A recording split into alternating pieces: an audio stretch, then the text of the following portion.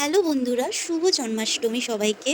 এবারের জন্মাষ্টমীটা খুবই স্পেশাল, কারণ এবারের জন্মাষ্টমীর সকাল শুরু হলো একটা ছোট্ট গোপালের হাত ধরে। তারপরেই চলে এলাম পুজোর কাজ করতে, আর এই যে দিলাম আলপনা। তারপরেই শুরু হয়ে গেল পুজো। আর দেখো ছোট্ট গোপালটাকে কত সুন্দর লাগছে সাজাতে। তারপর পুজো শেষ হতেই চলে এলাম মাঠে, কারণ এখানে কিছু ভৃঙ্গরাজ পাতা খুঁজে পেয়েছি। তারপর এখানে যা হাওয়া দিচ্ছিল মনে হচ্ছিল এখানেই থেকে যাই। এত সুন্দর জায়গা, এখানে এসছি দু চারটে ফটো না তুলে গেলে হয়। ফটো তুলতে তুলতে বিকেল গড়িয়ে সন্ধ্যা হয়ে গেল, আর ফোনেরও চার্জ গেল শেষ হয়ে। আর পর ঘরে এসে কি অত্যাচার যে হচ্ছে আমার সাথে সেটা তোমরা দেখে বুঝতেই পারছো। এই দুটো মিলে তো আমার মাথা পুরো খারাপ করে দিয়েছিল, কিন্তু বাচ্চাদের সাথে খেলতে আমার বেশ ভালোই লাগে। তারপর আমরা নিয়ে গেলাম গোপাল দাদার জন্য চকলেট আর জামা। তারপর শ্যাম বাবার মন্দিরে এসে কি দেখলাম জানো, একটা ছোট্ট গোপাল, দেখো কত সুন্দর লাগছে না। তারপর গেলাম জগন্নাথ মন্দির, আর এখানে লাড্ডু গোপালকে একটু দোল দোল করে চলে এলাম ঘরে। আবারও জানাই সবাইকে শুভ জন্মাষ্টমী। বাই বাই, দেখা হবে পরের ভিডিওতে।